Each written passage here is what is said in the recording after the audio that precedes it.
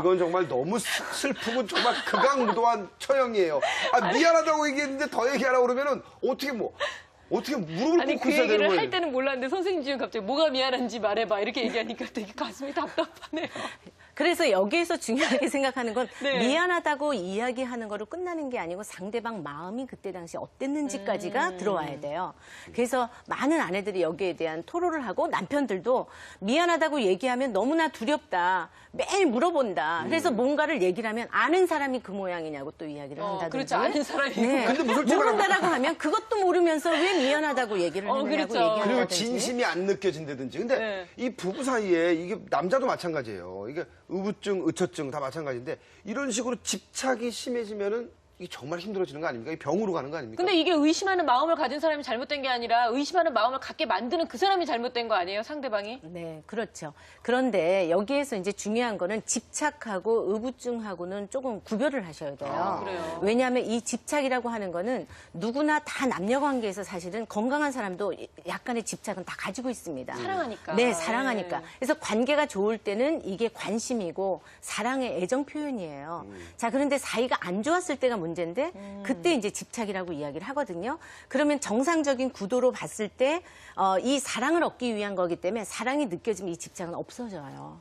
예. 그런데 이제 의부증은 뭐냐면 이거는 의심하는 병이거든요. 네. 그러니까 상대방을 못 믿는 거죠. 그랬더니 이거는 병으로 이렇게 간주를 해요. 의부증. 이라고 하는 거는요.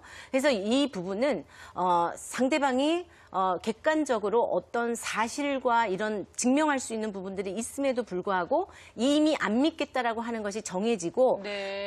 상대방이 나쁜 짓, 그러니까 외도를 했다든지 바람을 폈다라고 하는 거에 대한 신념을 갖고 있는 사람이기 때문에 이거는 그 어떤 이제 망상이라고 할 수가 있어요. 그래서 질투망상이라고 이렇게 우리가 표현을 하는데 그러한 부분에 이렇게 구별을 좀 하셔야 돼요. 그래서 이 아내분 같은 경우는 사랑에 대한 거를 관심을 좀 받고 싶다, 사랑을 하고 싶다라고 하는 부분에 대한 집착이지 사실 의부증까지 가지는 않았어요. 그러니까 거기에 대한 구별을 좀 하시는 것도 필요합니다. 그렇다면 남편분께서 진짜 지겹다. 어떻게 46통을 나한테 전화를 할 수 있냐. 이렇게 생각하지 마시고 회피하지 말고 아내의 그 마음을 네. 46번을 통화 버튼을 누르는 그 여자 마음은 어떻겠어요? 그 마음을 좀 이렇게 네. 읽어주시면 좀 도움이 되지 않을까요? 네, 그러니까 회피하지 않고 둘러대지 않고 상황을 모면하기 위해서 미안해하고 그냥 끝나지 않는 거. 네. 그러니까 조금 더 적극적으로 아내의 마음을 좀 헤아려 주는 것이 굉장히 필요하고요.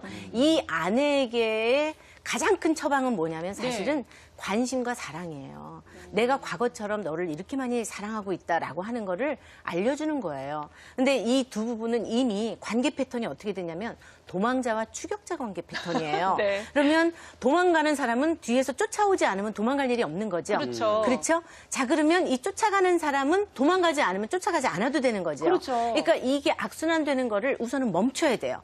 이거를 우선 인식하는 것이 굉장히 중요합니다. 네. 그래서 이 도망자와 추격자의 관계에서 멈춰서 반대로 해주셔야 돼요. 그렇게 되면 이 두 분에 대한 이렇게 점점 갈등적인 거, 대립적인 거는 멈출 수가 있어요. 예. 그럼 아까 화면에서 보였던 것처럼 뭐 이메일 번호나 비밀번호 다 얘기하고 통장 비밀번호 다 얘기하고 알려달라는 걸 일단 좀 이럴 땐 다 알려주는 게 낫나요?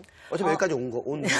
그러니까 여기에서 이제 아내 심리가 이제 굉장히 중요한데요. 불안 심리예요, 사실은. 그러니까 불안감을 가지고 있고 위기감이 느껴지는 거죠. 왜냐하면 나를 왜 멀리하지? 나를 왜 자꾸 피하지? 네. 그러면 여기에 누구나 다 어떤 불안 심리를 가질 수 있고 두려움을 가질 수 있어요. 그리고 관계에 대한 위기감이 느껴질 수 있어요. 그런 거기 때문에 우선 이 부분이 충족이 좀 되셔야 돼요. 네. 그래서 알려주시는 것이 저는 좋다고 생각하고요. 그런데 알려줘가지고 투명하게 했는데 남편이 별 일이 없구나라고 느껴지면 이게 서서히 줄어들어요, 그렇죠. 사실은. 예. 그래서 좀 투명하게 이 부분에 대해서 이미 이 아내가 불안감이 시작이 된 단계이기 때문에 여기 조금 적극적으로 아내의 마음을 좀 헤아려 줄 필요가 있는 거죠. 근데 얘기를 듣고 보니까 지금 계속 남편분이 아내를 위해서 해줄 수 있는 얘기를 했잖아요. 아내분이 본인의 마음을 다스릴 수 있는 방법도 있을 것 같은데. 이 아내분은 기다려주는 게 굉장히 필요하고요. 그리고 재촉하면 안 돼요. 남편을. 재촉하면 할수록 피하고 싶은 심리에 이제 자꾸 봉착이 되기 때문에 네. 뭔가 숨통이 조여온다라고 느끼니 자꾸 바깥에서 이걸 해소하려고 네. 그러거든요. 네. 이걸 멈춰주셔야 돼요. 그래서 조금 인정해주고 기다려주고 그리고 남편이 먼저 손 내밀 때까지 그 부분에 대한 기회를 좀 주시는 거는 굉장히 중요합니다. 진짜 네. 여자분들이 그거를 알아줘야 돼요. 네. 선생님 말씀을 알아줘야 됩니다. 그리고 이 아내분이 자기의 불안 심리도 여기에 가미가 됐다라고 하는 거를 인정하는 것도 인정하고. 굉장히 중요하죠. 그렇군요. 그러니까 이렇게 선생님한테 상담하러 간 부부까지는 아니더라도 네. 지금 중간에 고통받고 있는 부부들이 많이 생각하는 게 이거예요. 그래, 말을 하지 말자. 말을 하면 싸우니까.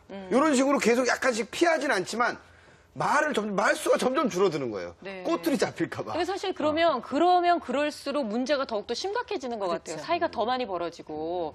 이 부부에게 선생님 어떤 솔루션을 그래서 주셨습니까? 우선은 이 부부에게 연상, 연하 커플들이 갖고 있는 어떤 특성들에 대해서 충분히 이해하도록 이렇게 도왔고요. 네. 그리고 지금이 굉장히 중요한 시기다라고 하는 거를 충분히 두 사람하고 공감할 수 있도록 같이 나누는 시간들이 있었고, 네. 그리고 이 남편에게는 회피하지 말고 인정하고 자리에 돌아와라라고 하는 거고요. 그리고 아내의 마음을 조금 헤아려 달라라고 네. 하는 거고, 아내는 남편을 자꾸 닭달하듯이 그렇게 하지 말고.